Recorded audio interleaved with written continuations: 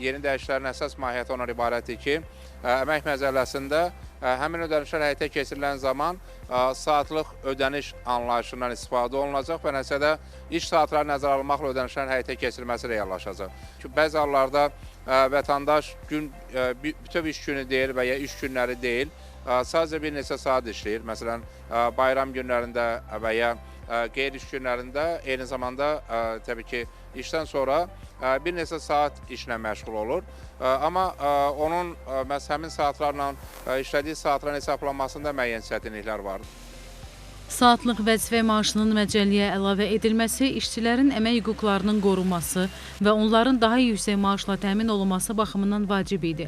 Belə ki, bəzi hallarda iş müddəti tam iş günü deyil, müəyyən saatları əhatə edir. Yeni dəyişiklik bu hallarda praktikada da işçilərə hər saata görə əlavə maaş ödənilməsinə şərait yaradacaq.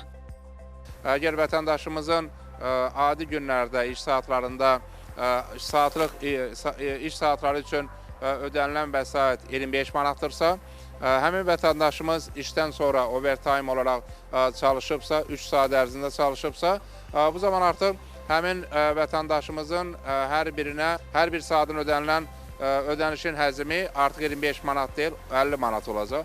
Nəticədə bu imkan verəcək ki, bu hallarda vətəndaşımız 3 saat ərzində çalışıbsa, həmin 3 saata görə 150 manat əlavə ödəniş ala bilsin. Bu baxımdan bir tərəfdən çalışılan saatlara görə ödənişin həyata keçirilməsi reallaşacaq.